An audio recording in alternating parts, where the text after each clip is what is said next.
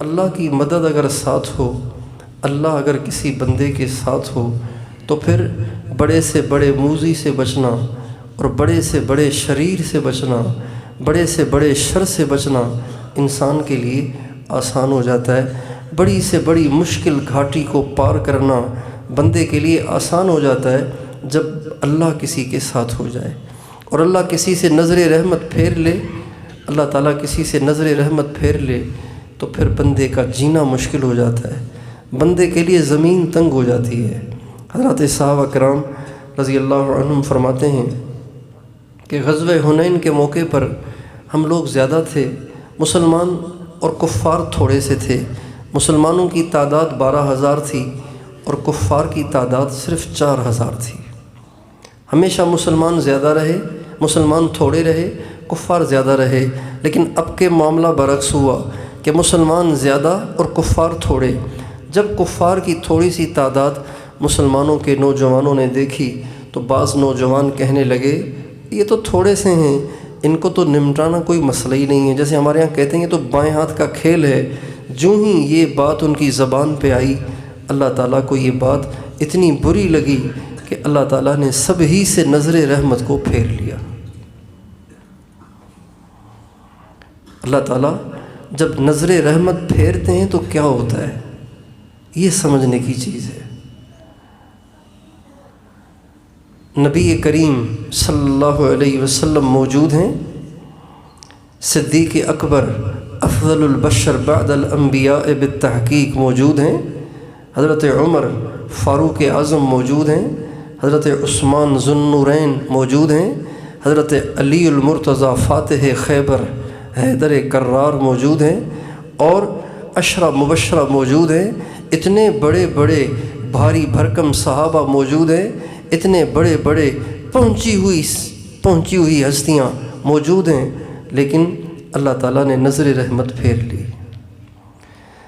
اللہ تعالیٰ نے قیامت تک کے انسانوں کے لیے اس واقعے میں ایک سبق چھوڑا کہ جب میں نظر رحمت پھیر لیتا ہوں، پھر کسی کثیر کی کثرت اور کسی مالدار کا مال، کسی وجیح کی وجاہت، کسی طاقتور کی طاقت، کسی با اولاد کی اولاد اسے کام نہیں آتی۔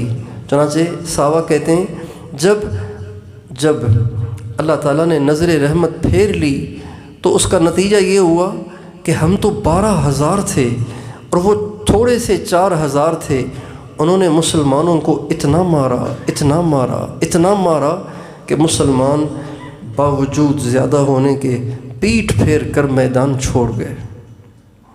اللہ تعالیٰ قرآن پاک میں فرماتے ہیں وَيَوْمَ حُنَيْنٍ إِذْ أَعْجَبَتْكُمْ كَثْرَتُكُمْ فَلَمْ تُغْنِ عَنْكُمْ شَيْئًا وَضَاقَتْ عَلَيْكُمُ الْأَرْضُ بِمَا رَحُبَتْ ثُمَّ وَلَّيْتُمْ مُدْبِرِينَ۔ یاد کرو نا حنین کے دن کو، جس دن تمہارے زیادہ ہونے نے تمہیں غرور میں مبتلا کر دیا تھا۔ تم سمجھتے تھے کہ ہم زیادہ ہیں تو لہٰذا میدان تو ہمارے ہی ہاتھ لگے گا۔ جب تم نے یہ سوچا اور تمہاری نظر اللہ کی عظمت سے ہٹی، اللہ کی کبریائی سے ہٹی، اللہ کی قوت اور طاقت سے ہٹی، اللہ کی مدد اور نصرت سے ہٹی، تو اللہ کی نظر رحمت تم سے ہٹ گئی۔ چنانچہ حضرات صحابہ کرام فرماتے ہیں کہ ہمیں پتہ ہی نہیں چل رہا تھا کہ ہم کہاں بھاگے چلے جا رہے ہیں۔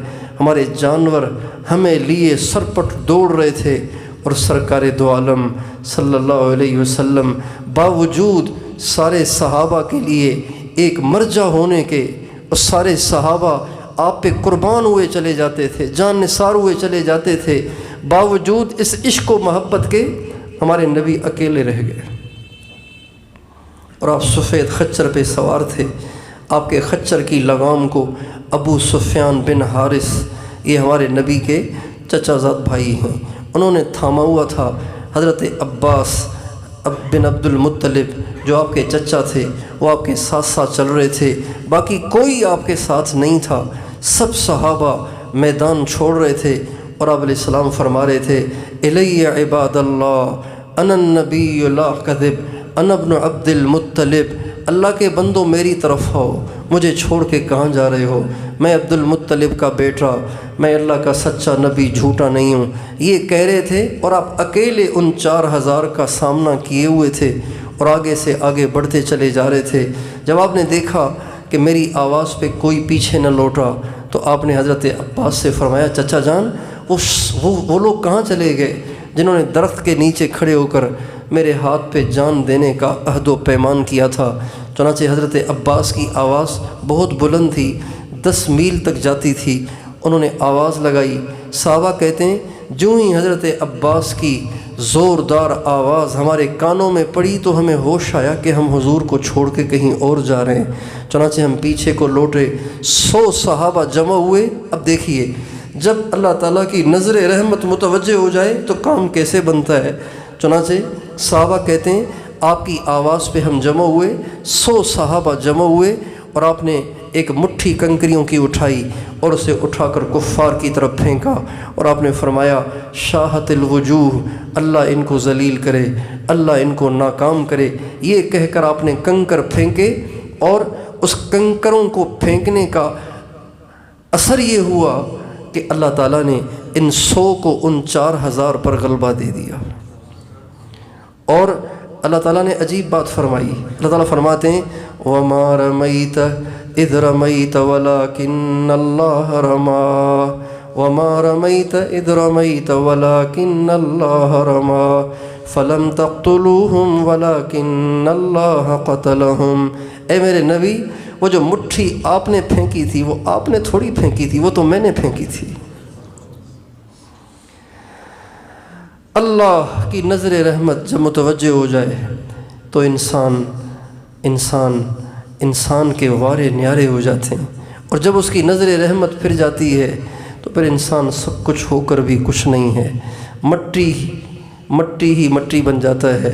اس لیے انسان کی خیر اسی میں ہے کہ اپنے مالک کو ساتھ لے، اپنے مالک کی مدد اور نصرت کو ساتھ لے، اپنی مرضیاں چھوڑ دے، اپنی خواہشات چھوڑ دے، اپنی من مانیاں چھوڑ دے، اپنے آپ کو اپنے مالک کے حوالے کر دے، اور اپنی خوشی کو اپنے مالک کی خوشی میں ضم کر دے، اور یوں کہے کہ اللہ میری کوئی مرضی نہیں، جو تیری مرضی ہے وہی میری مرضی ہے۔ اپنی خواہشات سے دستبردار ہو کر اللہ کی پسند پہ زندگی گزارنے لگ جائے تو اللہ تعالیٰ بندے کی دنیا کو بھی جنت بنا دیتے ہیں۔